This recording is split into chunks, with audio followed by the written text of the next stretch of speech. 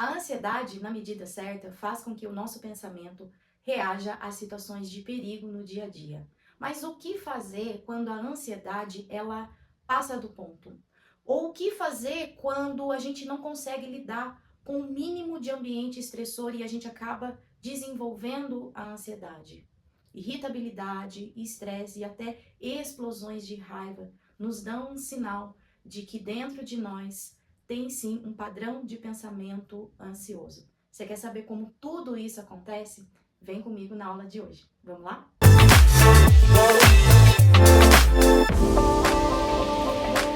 A ansiedade, ela é completamente fundamental para os nossos dias de hoje.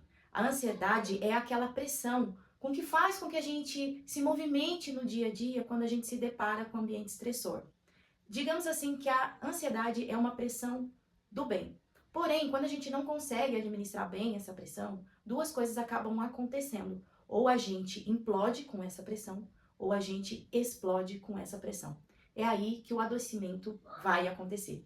A ansiedade, ela aparece nos dois extremos, nas duas pontas. O que eu quero dizer aqui é que o padrão de pensamento ansioso, que é aquele que é persistente, que nos adoece, é uma modelagem feita lá na nossa infância que persiste na adolescência e vai ter os seus efeitos na vida adulta.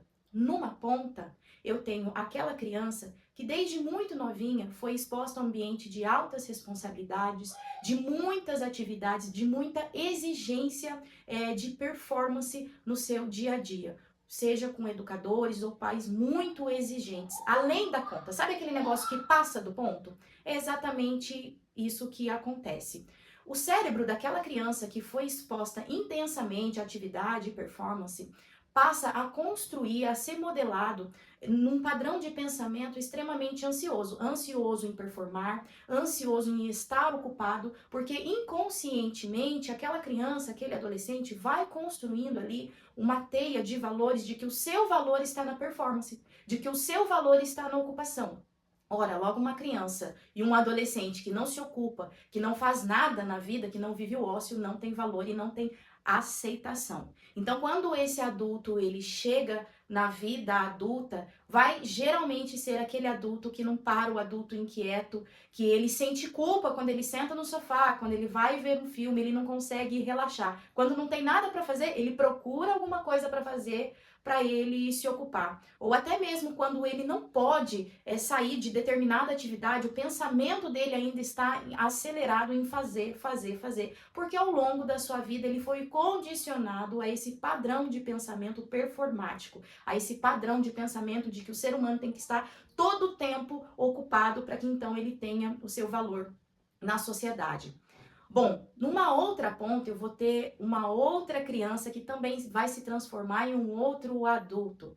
É aquela criança onde foi o rei da casa, a princesa da casa, aonde os pais, desde criança e adolescente, não conseguiram fornecer o mínimo de ambiente estressor para aquela criança, eu digo no sentido positivo da palavra, do que de fazer com que aquela criança tivesse um pouco de responsabilidade, com que aquela criança tivesse um pouco de merecimento através de ações que pudessem educá-la no dia a dia. Como, por exemplo, arrumar a cama, colocar a roupa suja no cesto, manter os sapatos organizados. Esse ambiente que a gente proporciona para essa criança, que é um ambiente minimamente estressor, mas que está de acordo com aquilo que ela pode se responsabilizar e fazer, aquilo ao longo do tempo vai gerando um sentido de valor na criança do que de causa e efeito. Bom, se eu tenho uma responsabilidade, por um outro lado, eu vou ter um benefício ao meu favor. Se eu coloco a roupa suja no cesto todos os dias,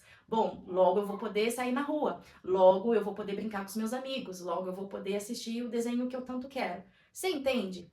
E isso, lá na vida adulta, contribui para quê? Para que essa criança, ela consiga crescer, se desenvolver e quando chegar na vida adulta, ser aquele adulto que consegue administrar o ambiente estressor sem a ansiedade. Quando eu tenho uma criança desse outro extremo, que tem tudo na mão, de que os pais não fazem nenhum tipo de intervenção, de que os pais não frustram, de que os pais não educam dessa forma como causa e consequência, onde a criança tem realmente tudo na mão, tudo que ela precisa, sem haver nenhuma consequência, de modo que essa criança, ao longo da infância e da adolescência, ela tem um extremo conforto.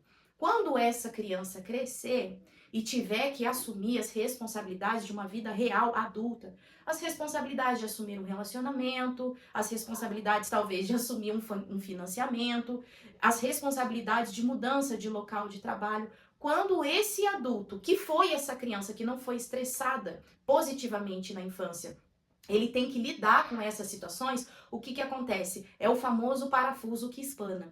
Então, ele não foi preparado para administrar essas situações estressoras. O que acontece? Ele acaba desenvolvendo esse comportamento ansioso, porque ele não sabe lidar. Ele não sabe lidar com a frustração, ele não sabe lidar com o desconforto. Então, ele, por insegurança, acaba adotando esse comportamento de ansiedade. Você entende que a ansiedade, ela trabalha na ponta dos dois extremos?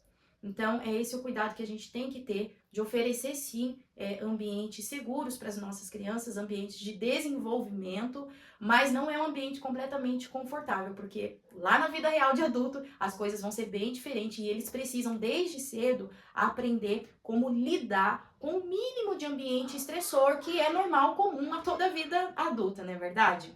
Bom, enquanto isso, eu vou tomar uma água aqui pra gente terminar o nosso assunto. Eu peço para você que, se esse vídeo te ajudou, dá o like aqui, se inscreve no canal para que o canal cresça e ajude mais pessoas assim como você. Eu tenho uma novidade aqui no canal. Para você que está ansioso, para você que está com esse pensamento acelerado, para você que está exatamente como eu falei aqui no vídeo, que não consegue desacelerar, que a todo tempo a sua cabeça tem uma ideia nova, uma coisa nova, lembra-se de novas obrigações, é necessário que a gente pare, é necessário que a gente viva o presente. Eu preparei para você uma lista de músicas terapêuticas cristãs. A música, ela tem o poder de atravessar o ser humano e mudar o nosso estado de espírito, o nosso humor. Aqui na descrição desse vídeo você vai encontrar o link para acessar essa playlist, onde você vai ter uma série de outras músicas também, para você orar, para você meditar e para você acalmar o seu estado de espírito. Espero que vocês gostem e, por último, eu quero deixar aqui uma palavra. Lá em Mateus, no Sermão da Montanha, Jesus fala o seguinte: para que a gente não fique ansioso com coisa alguma, porque a nossa vida é muito mais importante do que comer, beber e vestir. E quando Jesus ele fala que a nossa vida é mais importante do que essas coisas, Jesus ele quer dizer que a nossa qualidade de vida é mais importante do que essas coisas. Então não tem mais nada precioso no seu dia de hoje do que o aqui, o agora. E nenhum de nós podemos mudar alguma circunstância com a nossa preocupação, não é verdade? Então espero que Deus te abençoe, espero que isso aqui tenha te ajudado e envie, compartilhe, deixe seu comentário aqui no vídeo e eu vou estar te esperando até a próxima aula. Tchau, tchau!